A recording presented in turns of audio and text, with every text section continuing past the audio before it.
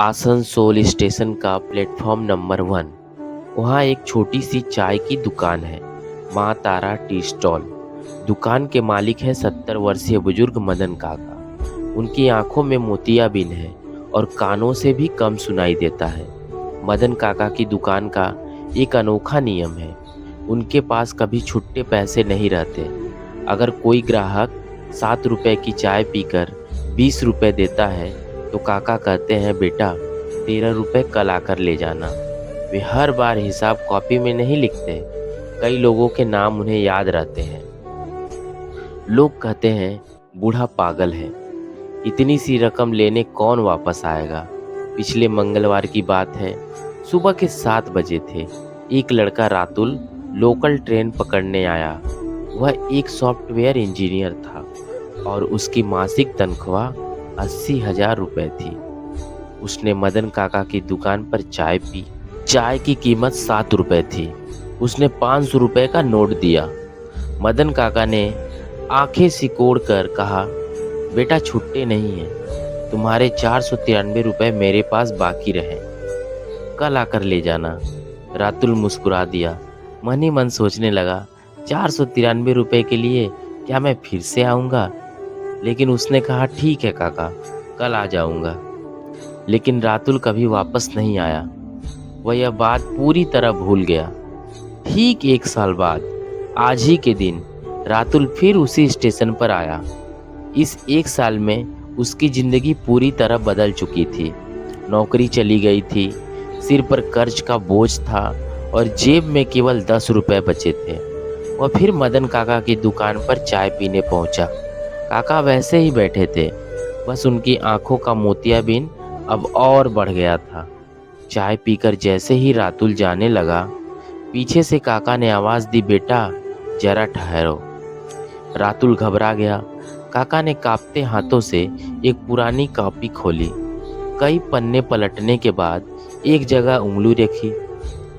वहाँ छोटे छोटे गलत वर्तनी में लिखा था, राहुल 493 रुपए, मंगलवार चाय। साथ में ठीक 1 साल पुरानी तारीख भी लिखी थी। काका बोले, बेटा मेरे पास तुम्हारे 493 रुपए बाकी हैं, लो अपने पैसे रख लो। रातुल के हाथ कांपने लगे। वह पैसे लेने की हिम्मत नहीं कर पा रहा था। उसने पूछा, काका मैं तो कभी वापस नहीं आया, फिर भी आपको याद कैसे रहा? मदन काका मुस्कुराए।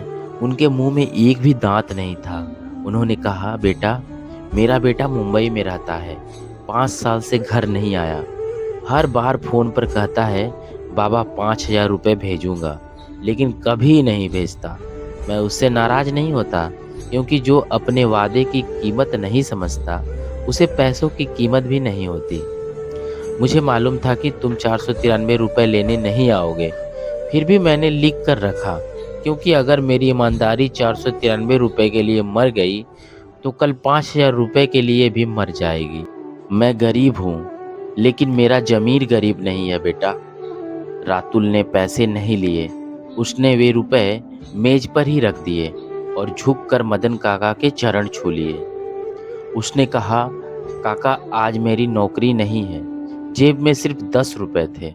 सोच रहा था चाय पीकर चला जाऊंगा, लेकिन आपकी ईमानदारी देखकर लगा कि मैं 80,000 रुपये कमाकर भी ईमानदार नहीं था, और आप 7 रुपये की चाय बेचकर भी सच्चे इंसान हैं। मदन काका ने उसके सिर पर हाथ फेरते हुए कहा, बेटा पैसा चला जाता है, लेकिन ईमानदारी बनी रहे तो पैसा फिर लौट आता है। आज रातुल को नई नौकरी मिल गई है। अब उसकी तनख्वाह 40,000 रुपये है। पहले से कम है, लेकिन अब वह हर सुबह माँ तारा टी स्टॉल आता है, मदन काका के साथ बैठकर चाय पीता है और उसकी हिसाब किताब वाली कॉपी भी देख देता है। लोग उससे पूछते हैं, रातुल 493 रुपये के लिए इतना सब क्यों करता है? रातुल मुस्कुराकर कहता है, भाई उन 493 रुपयों के बदले मदन काका ने मुझे 80 लाख रुपए की सीख दी है। ईमानदारी का मतलब अमीर होना नहीं होता। ईमानदारी का मतलब है कि रात को आईने में खुद की आंखों में देखकर गर्व से सो सको। आज मदन काका की दुकान की टीन की दीवार पर एक बोर्ड लगा है, यहाँ चाय 7 रुपए की मिलती है। ईमानदारी बिल्कुल मुफ्त है, उधार नहीं मिलती। मदन काका जैसे लोग भले ही एक दिन इस दुनिया से चले जाएं, लेकिन अपनी ईमानदारी हमेशा जिंदा छोड़ जाते हैं। लेख केया दास।